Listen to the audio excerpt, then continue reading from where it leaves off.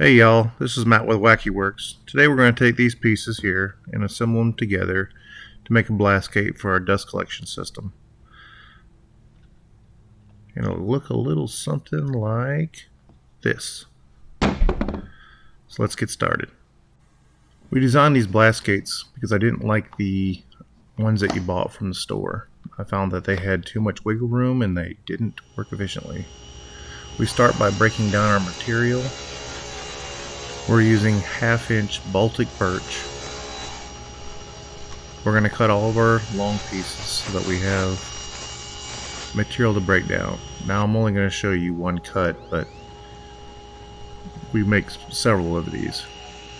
So I put it on my cross-cut sled and I cut it down to length. I use a stop block from Cat Moses to make sure I have repeatable cuts.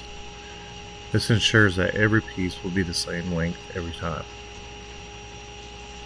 We continue cutting everything down to length until we have all of our pieces necessary. If you cut all your pieces at one time, it saves you from having so many irregularities at the end. I've drilled my holes. They're a 1/2 inch off each side, and they're centered. And they're 3/8 off from this side this way, and that'll way it'll get it through the 3/4 inch piece here. So we'll be able to put this and attach it to this template, or to this whole entire assembly, clamp it down and drill all of our holes, and they'll all be exactly the same. All right, so you can use anything you need to drill these holes. I use a drill with a Wackerle portable drill station, and I don't usually recommend a lot of things, but this thing right here is freaking amazing. You get your hole lined up where you want it and turn her loose and let the drill go. It drills perfectly straight up and down as long as you keep it straight up and down, and it's got rubber mats on it to hold it in place.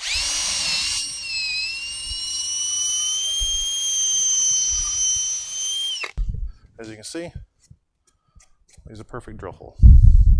And we're going to continue on. Okay, so the next thing we're going to do is, I got it all assembled. You can see all 3 pieces here and my template on top. Everything is flushed up. And so what I'm going to do is I'm going to drill a pilot hole for my pattern bit.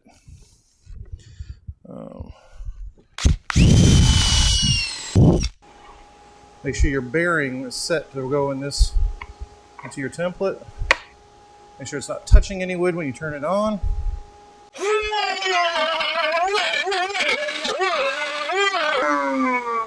go. Get that motherfucker out of there. Good.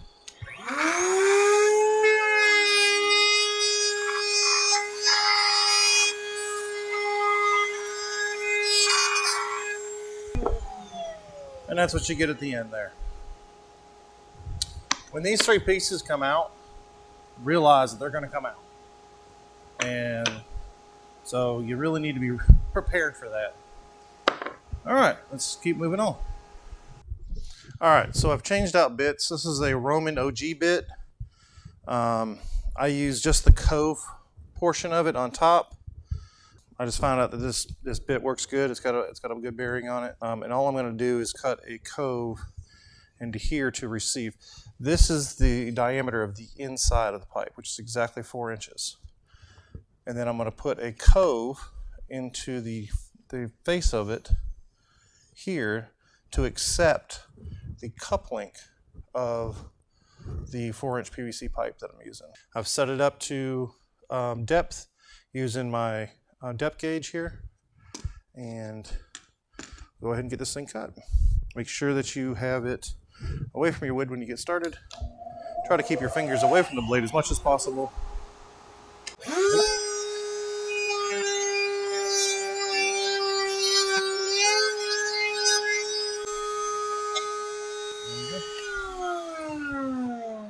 And that's what it looks like. That will receive. Now what I do to the cup link is I round it over a little bit on the saw so it'll actually fit that perfectly. But you can see that diameter is super tight, which is what I'm wanting, and it fits down inside of it like so. Probably tighter than what I wanted it to be. There we go. All right, and I'll round this blade over. I'm going to cut these in half, and that will have one for each side. Okay? So I'm going to do the other one now. Okay, so what we have is, there's our coved out pieces, and I use liquid nails. It's what I found works pretty much the best for me when bonding PVC to wood.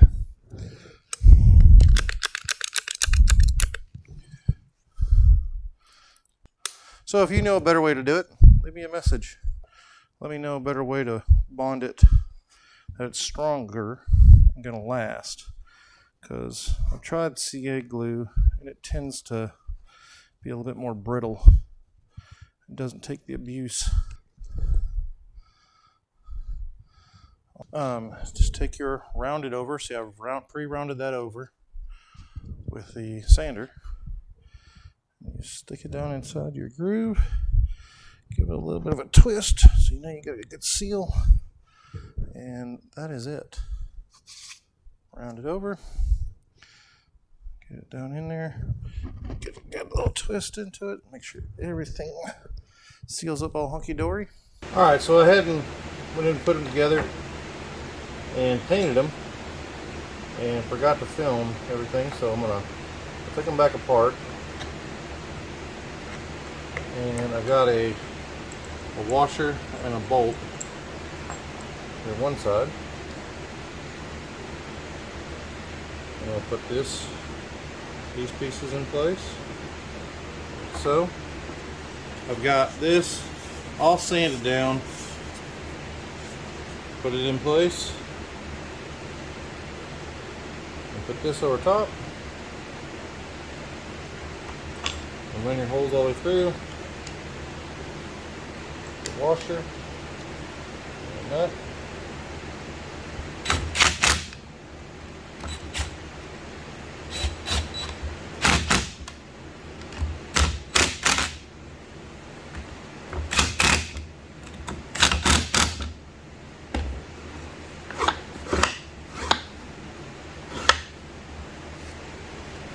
This is a piece of 4-inch pipe.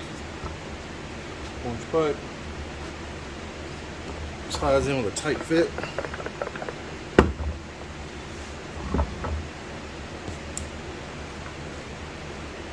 You just smooth all the way down. Perfect size of the hole.